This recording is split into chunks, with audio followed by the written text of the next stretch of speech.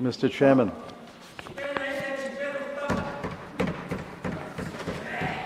Mr. Chairman, I'm honored that my party has asked me to start the debate on the budget.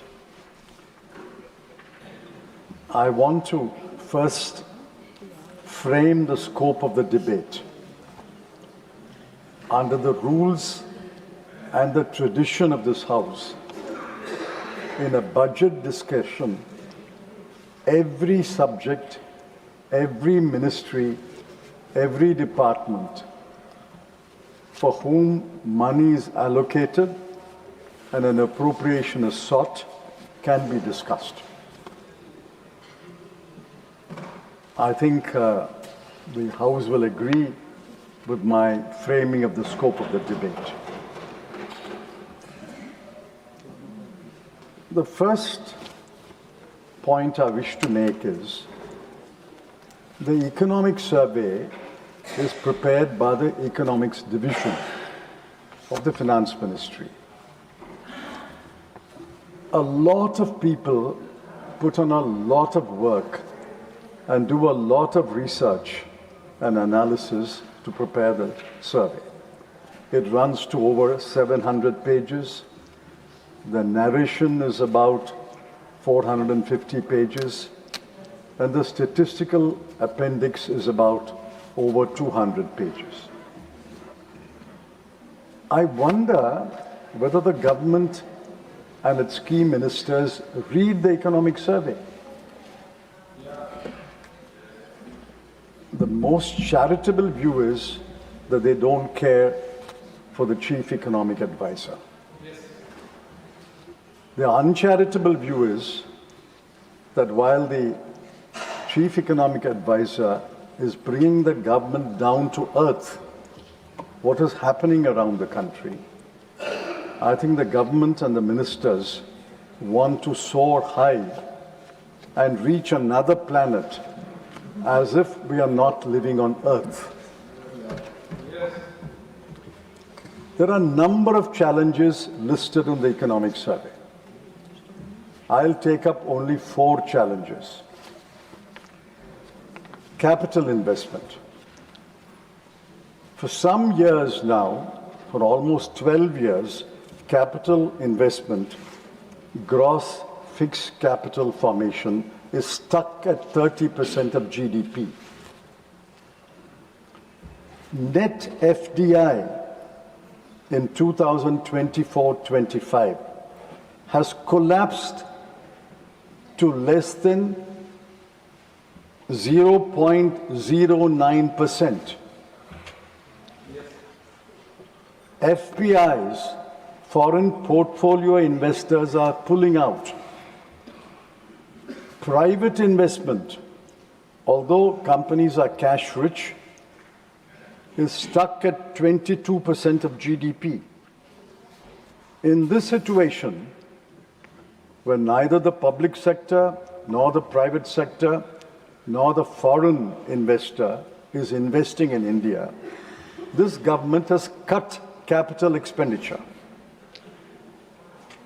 In the year that ended 25-26, they have cut capital expenditure by a whopping 1,44,376 crore.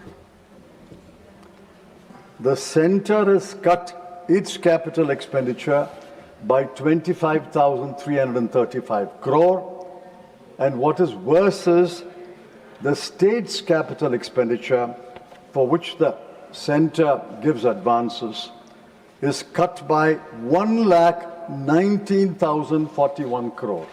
Should there not be an explanation? Why did you not give the money? Or did you impose conditions which the states can't fulfill? There must be a reason for that. No reason in the Honorable Finance Minister's speech. The second challenge is unemployment. All of us agree, all of us should agree, in our constituencies, the most number of requests is for job. Youth unemployment is 15%. Less than 25% of the workforce is in regular employment. There is a shift to self-employment, and more workers are in the agriculture sector than there were 4 or 5 years ago.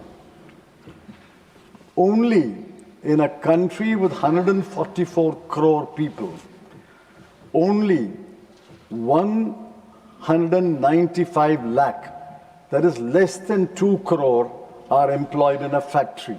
Yeah. Manufacturing, which is largely factories, is stuck at 16% for many, many years. I'll give you an example. The PM internship scheme was touted. Last year, the finance minister made that statement. Corporate houses were persuaded to offer internship. 1,65,000 offers came. Only 33,000 were accepted. Are there no young men and women to accept an internship in big companies? Only 33,000 accepted. And after 33,000 who accepted, 6,000 left the job. So what is wrong with the internship scheme? She touted it last year. She must explain why the scheme has totally failed this year. The third challenge is the slow growth rate. In paragraph 14 of the Honorable Finance Minister's budget speech, she said, and I'll quote that,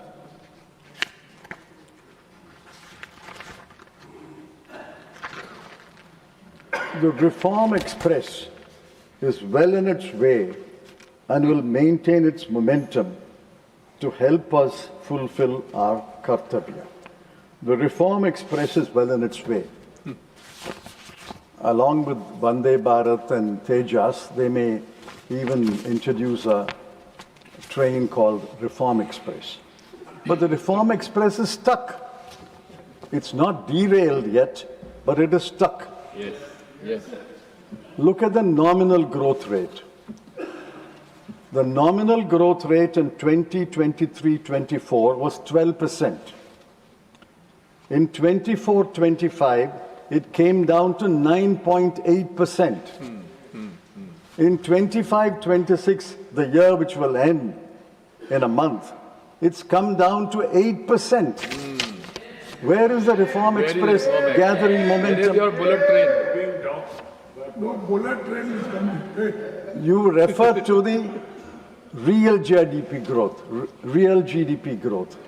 But Dr. Surjit Balla, one of your strongest supporters, has mocked the real GDP growth. That's because your CPI inflation is 0.5%, your wholesale inflation is negative, your deflator is only 0.5. With these numbers, you can always make a GDP growth. But the nominal growth has come down from 12% in 23-24 to 9.8% in 24-25 and 8% in 25-26. I'm glad the Honorable Finance Minister is there. I'm pointing out, Madam, that your paragraph 14 of your budget speech is totally wrong and unacceptable. Yes. The last challenge, there are others who will touch upon the other challenges. No, you've got The 10 minutes slow left. fiscal consolidation. You can speak more. Now, fiscal deficit is a well-known measure, internationally accepted measure. I find that the government is moving away from fiscal deficit to debt to GDP ratio. Dr. Rangarajan, one of the most knowledgeable economists in this country, has pointed out that the two are interdependent. If fiscal deficit comes down, the debt to GDP ratio will also come down. the debt to GDP ratio comes down, the fiscal deficit will also come down. It's two sides of the same coin. I won't elaborate on that. The fiscal deficit in 25-26 is 4.4%. She has achieved her target. But next year, it will come down only to 4.3%. And the revenue deficit in the current year will be 1.5%. And next year also, it will remain at 1.5%. Now, what is the FRBM target? FRBM target is 3% of fiscal deficit. And the revenue deficit, the ideal is to eliminate the revenue deficit, but it can be up to 1%. At this rate of consolidation, which Dr. Rangarajan in a very analytical article has called out as a mockery. At this rate of fiscal consolidation, it will take 12 years to achieve the FRBM target. The FRBM target was last achieved only in 1 year, 2007-8, on the fiscal deficit. But since then, the fiscal deficit is ballooned, and then they're trying to bring it down. But at this rate of fiscal consolidation, it's like taking baby steps.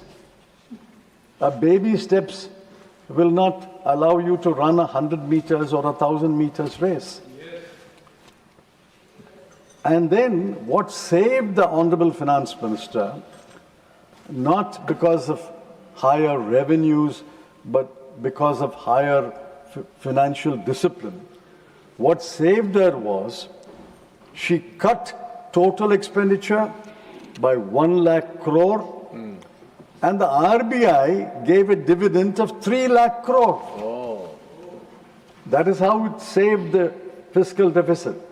But for these cruel cuts in capital expenditure, but for the bonanza received from the RBI, the fiscal deficit will not be 4.4%, it will be 5.5%.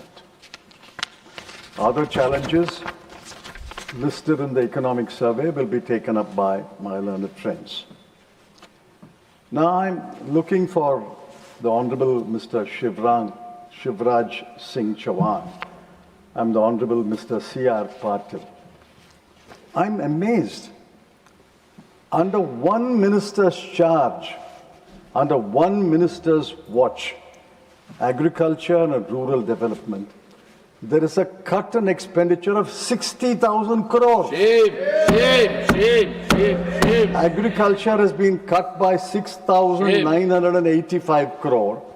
Rural development has been cut by 53,067 crore. Shame. Rural areas don't require any development. What is the minister doing? What are our officers doing? What are they doing throughout the year? That in 1 year you spend 60,052 crore less. On a Gram Sadak Yojana, and villages are crying for Gram roads, 7,201 crore is the cut. On Awas Yojana, the much touted housing scheme, the cut is 22,331 crore. Don't our people require roads? Don't our people require houses? On grants and aid to states, the cut is 30,391 crore. You blame the states, but why don't you give them money? And there's not a word of explanation why this cut. Somebody in the cabinet, the Honorable Prime Minister must ask the minister and the ministry, why is there under your watch a 60,000 crore cut? Correct. I'm looking for Honorable Mr. C.R. Patil also. The Jal Jeevan Mission was allotted 67,000 crore. You know what they spent? 67,000 crore. They spent only 17,000 crore. What is Where this going Jal? on? And where is Jeevan? Why is there a budget? People are dying because of polluted water, In Indore. contaminated water in Indore. Today we saw a story in a newspaper about a Dalit village in one of the states where 4 sisters committed suicide, and the reporter went to that village. It has no tap water, it has no public toilets, there are no personal housing toilets, Same. and then you don't spend on roads, you don't spend on housing, and the Jal Jeevan mission is cut 50,000 crore. Oh. Defense expenditure is at a low of 11.4% of total expenditure. This is the nationalism. Defense expenditure is 1.6% of GDP. 1.6% of GDP, and defense expenditure is 11.4% of TE, and this is an all-time low. Scientific departments, my good friend, a very suave friend, scientific departments did not spend 18,665 crore.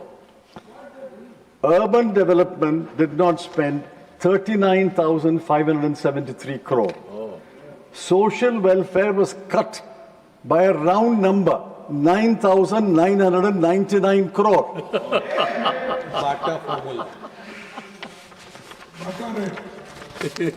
What are the ministers doing? Why are they not fulfilling programs and spending the money? Sir, I must compliment the Honorable Finance Minister. She has found a way. She has found a formula to mesmerize at least one half of the House. She throws schemes, funds, missions, committees. I counted 24.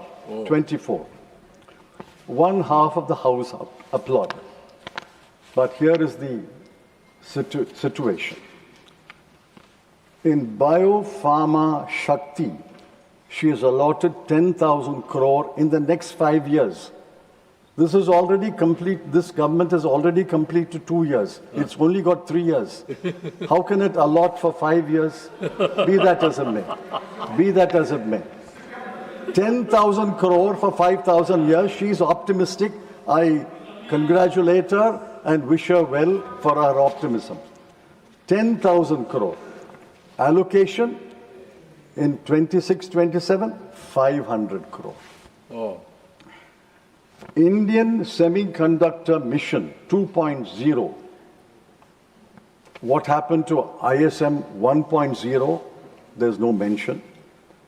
On the revenue account, 1,000 crore.